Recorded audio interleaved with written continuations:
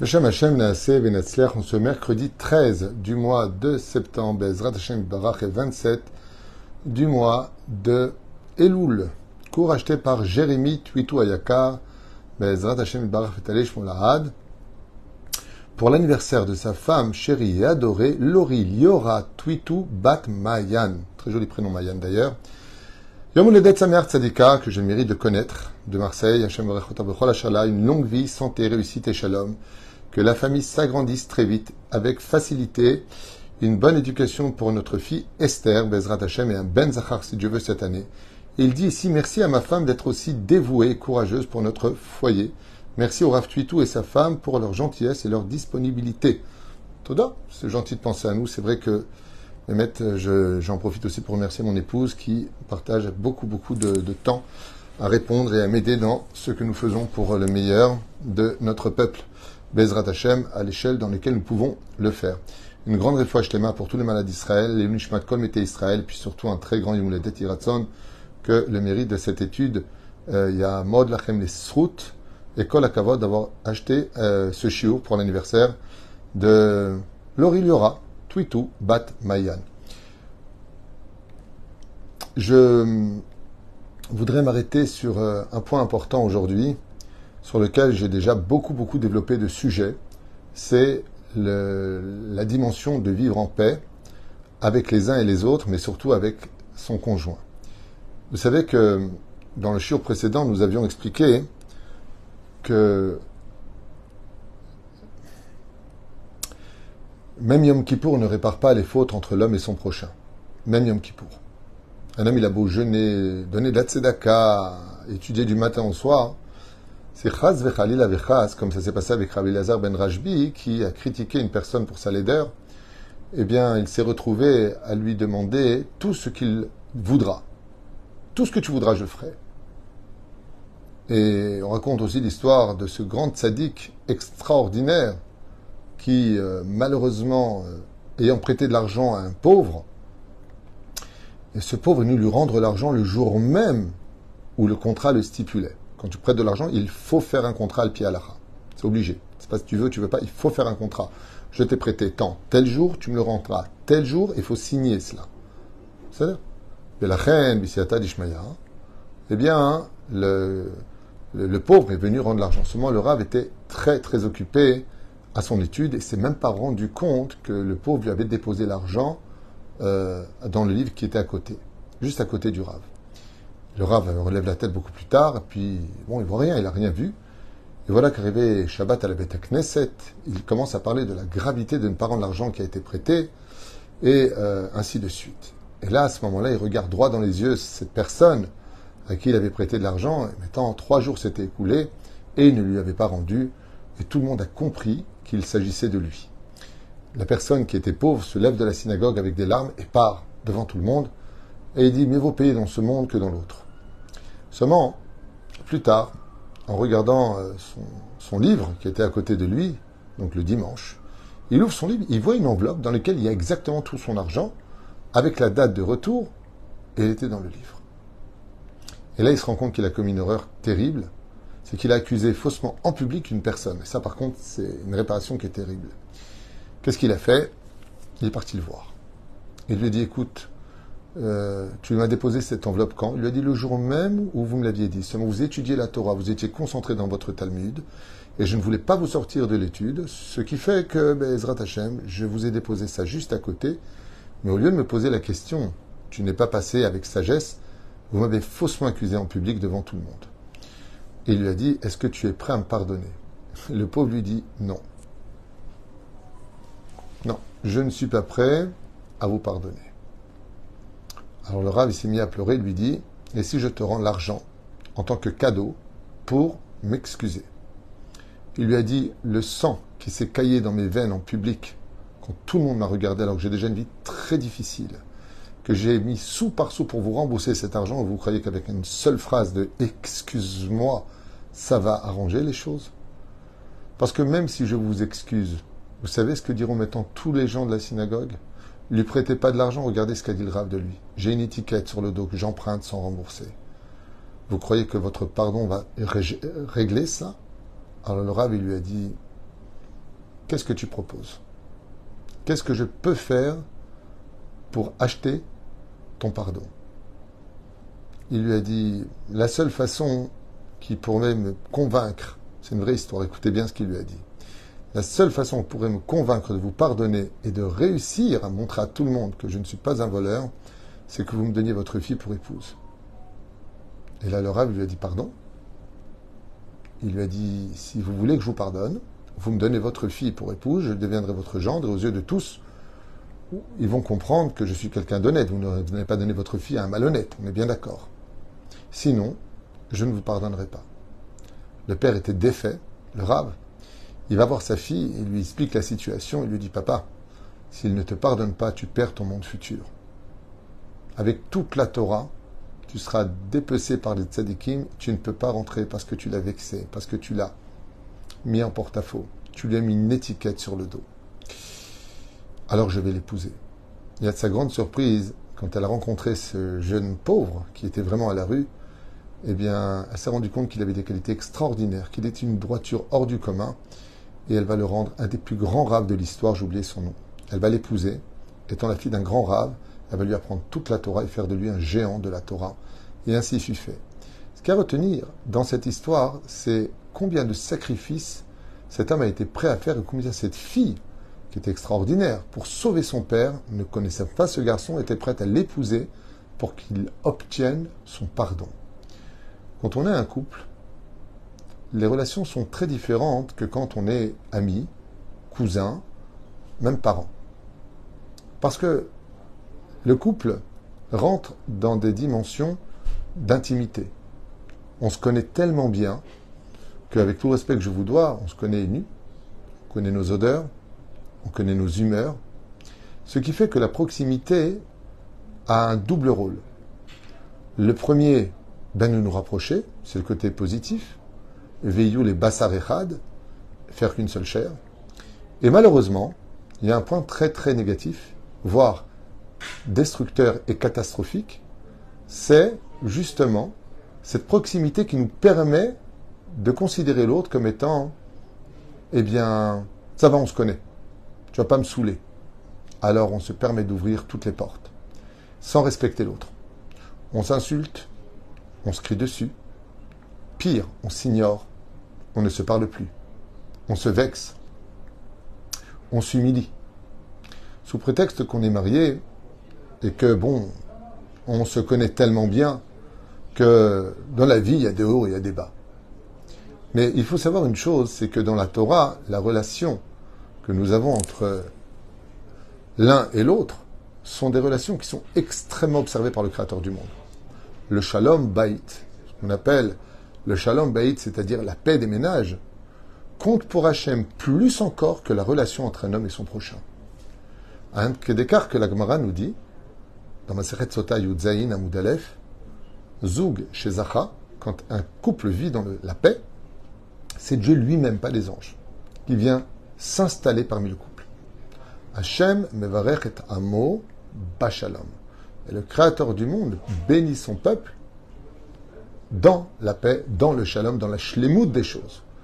Mais la reine, il est très important, surtout à cette veille de Rosh Hashanah, puisque nous sommes à 3 jours aujourd'hui de Rosh Hashanah, d'émettre que chaque couple, que chaque personne se remette en question et pose non pas sur ce plateau en or, tu sais au fait, je m'excuse si je t'ai fait du mal. Ce sont des phrases qui ne veulent rien dire. C'est comme a dit le Rav, bon, écoute, je ne savais pas, je m'excuse. On ne peut pas passer un coup de serpillière là où il y a du goudron qui a été versé. Ce n'est pas une saleté qui est par terre, c'est du goudron. Ce qui fait que dans le cœur de l'homme, des fois, il y a tellement de goudron que ta phrase ne peut pas aider. Par contre, sois marteau-piqueur quand on va enlever du goudron. Là, il va falloir frapper très fort. Et comment est-ce qu'on frappe très fort? En disant, écoute, maintenant, je viens te voir à la veille de Rosh Hashanah. Je veux démarrer cette année pour qu'elle soit bonne pour nous. Dis-moi ce que tu attends de moi. Dis-moi ce qui ne va pas chez moi. Dis-moi ce que tu n'aimes pas de moi. Dis-moi comment t'approcher quand c'est réciproque. Parce qu'on a besoin de se comprendre. C'est beau de faire des cadeaux. C'est beau de dire de belles paroles. Mais qu'en est-il des coups qui sont donnés tous les jours? C'est comme quelqu'un qui offre une rose à sa femme sans papier. Et chaque fois qu'elle la prend, elle se pique. Elle dit aïe. Ainsi donc, le plus beau cadeau qu'on puisse offrir, et c'est ce que je fais moi-même, ce que je vous dis, je fais avec mon épouse, tous les éveils de Rosh Hashanah, je vais lui dire à chaque fois, et je vais lui dire encore cette année, qu'est-ce qui doit s'arranger chez moi? Qu'est-ce que je dois être pour être meilleur pour l'année qui arrive? Il faut avoir le courage, non pas de s'excuser, mais d'épouser l'autre. C'est-à-dire, donne-moi ta fille. Montre-moi un acte qui vient chez moi. Donne-moi ce dont j'ai besoin. Alors ça peut être arrête de m'ignorer tout le temps quand tu rentres. Ça peut être arrête de me crier dessus constamment. Ça peut être je te demande une seule chose. Arrête de dire le mot divorce dès que ça va pas. Arrête avec ce mot-là. Juste ça. Ça peut être je te demande juste une chose. Chérie, quand je rentre à la maison du travail, je sais que tu travailles aussi. Avant de me hurler dessus, juste bonjour mon mari, comment vas-tu? Avec un sourire. Après, fais ce que tu veux. Ça peut être des discussions de remise en question. Peut-être qu'il y a une pathologie. Peut-être qu'il y a un mal de vivre. Mais il faut régler le problème. Il faut absolument régler les choses pour que cette année soit Metuka Kadvash. Souvent, on résume en disant « Mais tu sais très bien que je t'aime. » D'accord, mais si tu m'aimes, pourquoi tu me fais tellement de mal? Quand on aime l'autre, on le protège du mal. On n'est pas le mal nous-mêmes sous prétexte qu'on l'aime. Sinon, c'est de l'amour sauvage. Mais la reine, cette veille de Rosh Hashanah, Bezrat Hashem Itbarach, je souhaite de tout mon cœur que chaque couple, et si je vous dis ça, c'est pas minastam. La majeure partie des gens que je vois autour de moi sont des gens qui ont tout pour être heureux. Ils ont acheté leur appartement, pour certains, ils ont leur voiture, ils ont chacun un travail. Bon, des hauts et des bas, la vie n'est pas facile, tout augmente. Mais dans l'instant T, tout va bien. Ça, tu regardes les choses, tout va bien. Et ce qui me tue le plus, c'est que le seul ennemi qu'ils ont, ce sont leurs personnalités. Personne ne pourrait faire du mal à leur couple autant que eux-mêmes se font du mal, alors qu'ils s'aiment. Il y a quelque chose qui ne va pas. Il y a quelque chose qu'il faut régler. On ne peut pas vivre de mois en mois, d'année en année, avec ce mal de vivre d'une union qui nous désunit, d'une maison où on vit en colocataire alors qu'on se désire, d'une femme qu'on aime mais qu'on ne supporte plus, ou d'un homme qui nous dégoûte alors qu'on ne veut pas le quitter. Il faut décider, il faut comprendre.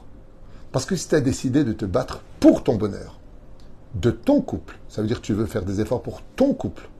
Quelqu'un a dit à ma femme d'ailleurs, je crois hier, ouais, je vais faire des efforts. Et mon épouse lui a répondu, madame, on ne fait pas des efforts dans un couple. On se bat pour le bonheur du couple. C'est pas des efforts. Quand tu vas travailler du matin au soir, du soir au matin, tous les jours, c'est pas un effort que tu fais. C'est tout simplement pour une bonne parnassa, pour bien vivre après, pour faire les courses, pour que la carte, elle passe. C'est ça que tu fais quand tu fais des efforts. C'est pas des efforts que tu fournis dans l'absolu. C'est que tu vas te battre pour ton bonheur. Et à partir du moment où, Baruch Hashem, on se bat pour son bonheur, qu'on est prêt à se dire, attends. C'est marrant quand même, on n'est pas bêtes tous les deux, on est adultes, on est matures, on sait ce qui est bon de ce qui ne l'est pas. Alors, ayons une discussion, mais une discussion constructive, une discussion qui ne vient pas te détruire ou me détruire, qui ne vient pas te juger ou me juger. Mettons tout sur la table et voyons ensemble pourquoi ça ne le fait pas. Pourquoi les choses ne vont pas entre nous. Pourquoi il faudra que ce soit le père de mes enfants ou la mère de mes enfants ou mon conjoint qui soit justement l'obstacle à mon monde futur. Vous savez, chers amis, combien de couples j'entends. Bon, je suis dans les Shlom Bayit du matin au soir, mais vous savez combien de couples j'entends. Rav Tutu, ma femme, est maudite du matin au soir. Maudire. Ou pire, mon mari me dit que je suis une MERDE. Ton mari dit ça. Que ce soit une personne qui t'aime pas, un étranger, allez. Que ce soit un ennemi du peuple d'Israël qui te maudisse, allez. Il n'y a pas besoin d'aller loin. C'est cette personne qui partage ma couche, avec qui je fais à manger, avec qui je mange, avec qui je fais des enfants, avec qui je vais en vacances, qui est celui qui me souhaite le plus de mal au monde. Mais attention, c'est parce qu'il était énervé. C'est parce qu'il n'était pas bien. C'est parce que ceci. C'est parce que cela. Mais dans le monde d'en haut, ça ne pardonne pas. Ce qui fait que c'est vrai qu'on doit tous s'appeler avant Rosh Hashanah, se souhaiter une excellente année. Mais n'oublions pas la pomme dans le vache. La pomme dans le miel. C'est vrai que tu m'aimes. C'est vrai qu'on s'aime. C'est vrai qu'on veut continuer ensemble. C'est vrai que tout ce que tu veux. Mais il serait peut-être temps de plonger la pomme, l'amour, dans le miel. c'est-à-dire dans la douceur de la vie. Tu as le droit de ne pas être d'accord, tu as le droit de ne pas vouloir, tu as le droit de ce que tu veux. Le libre arbitre t'appartient, je ne veux pas le prendre. Je ne veux pas t'ordonner, on n'est pas dans la dictature des couples. Mais en aucun cas, cela nous donne le droit de nous manquer de respect, de nous insulter, ou pire encore, de nous ignorer. La reine Bezrat Hashem, qu'il y ait la paix des foyers, qu'il y ait la paix entre les parents et les beaux-parents, Bezrat Hashem Itbarach. J'ai fait des cours très importants que je vous conseille de regarder, de partager sur les relations entre les beaux-parents et les belles-filles, sur les belles-filles et les beaux-parents, le rôle de chacun de nous. Bezrat Hashem, que chacun reste à sa place. Et je vous dirai une phrase qui vaut tous les cours dans ce domaine d'ailleurs. La Gemara pas David Twitou dit, si tu veux être apprécié là où tu vas, lève le pied. Plus tu te fais rare, et plus on aime ta présence. C'est comme les diamants. Les cailloux, il y en a partout.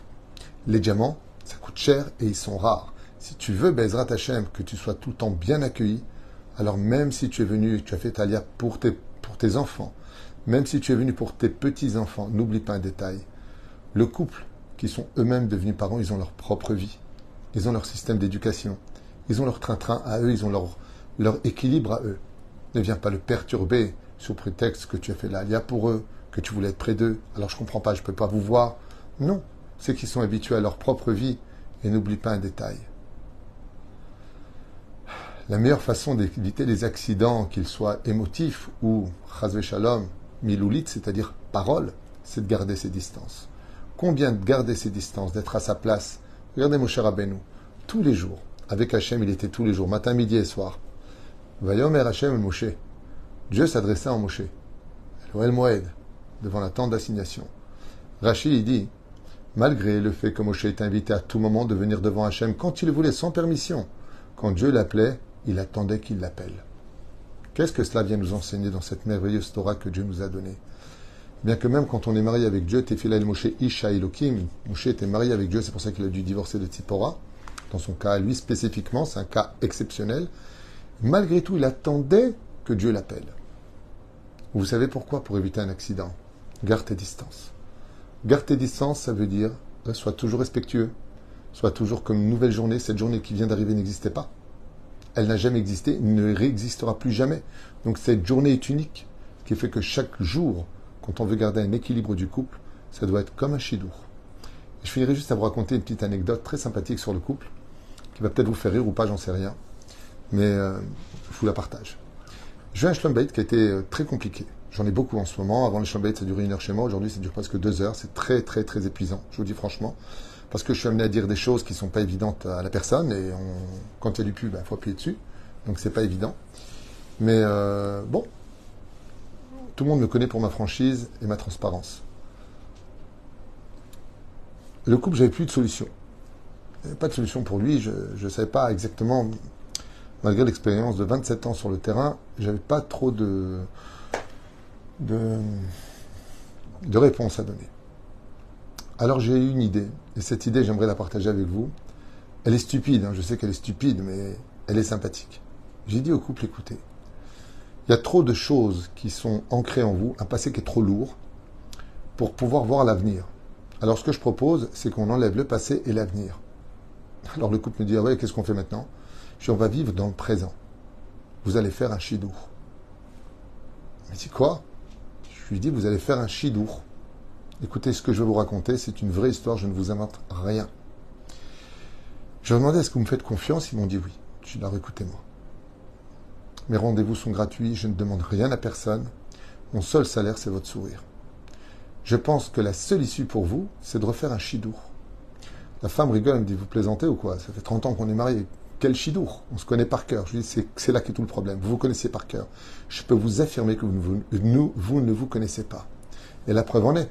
Vous m'avez dit pendant toute la discussion, jamais j'aurais cru, je ne pensais pas, je ne savais pas. Vous voyez que vous ne vous connaissez pas. Il serait peut-être temps de faire connaissance. J'aurais expliqué comment faire. Un vrai chidour. Ils se rencontrent dans un coin, ils vont boire un café ensemble, bonjour, et on recommence tout depuis le début. Alors la femme me dit quoi? Je lui demande comment il s'appelle. Je lui dis s'il faut, oui. Et vous lui demanderez même l'origine de ce nom. Elle lui dit devant moi, ah ouais c'est vrai, pourquoi tu t'appelles aussi Shmuel? J'invente le nom pour pas que vous sachiez de qui je parle. Je lui dis, voyez, même ça vous ne le savez pas. Une semaine passe.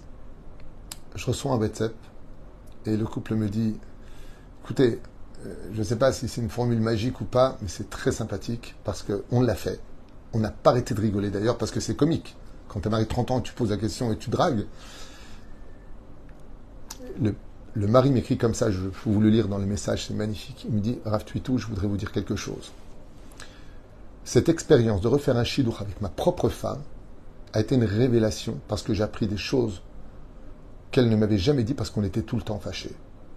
Et quand elle m'a parlé de ce qu'elle a vécu, je ne savais pas aussi que son ami avait eu la maladie, et c'est pour ça qu'elle était mal pendant une période, comme si qu'elle était... Je ne connais pas un ami que je viens de rencontrer.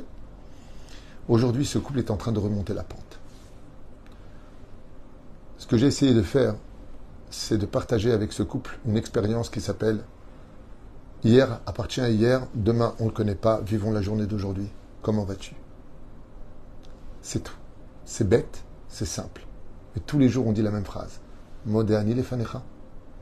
On met les tefilines pareil, ce sont les mêmes bénédictions, c'est la même cérémonie d'une certaine façon dite religieuse. Mais pas du tout. Comme cette journée est unique, ces bénédictions appartiennent au monde de la nouveauté. C'est ce que je vous souhaite, Bezrat Hashem. Chaque anniversaire annonce une nouveauté. J'ai un an de plus. L'anniversaire vient poser la question, qui as-tu été pendant cette année et qui comptes-tu devenir pour l'année qui arrive? En attendant, Yom Houledet Sameach pour aujourd'hui. Et regardez, la bougie qu'on allume aujourd'hui, c'est la lumière de cette journée-là. L'anniversaire ne se fête pas en réalité que le jour de notre naissance. Parce que chaque jour qui arrive est une renaissance. C'est-à-dire, j'ai aujourd'hui, dis n'importe quoi, 40 ans plus un jour. 40 ans plus 2 jours. Ça aussi, on le compte. Ce qui fait que le jour de l'anniversaire, on allume symboliquement une bougie. Enfin, les bougies de l'anniversaire, qui sont la lumière du jour. Mazal Tov.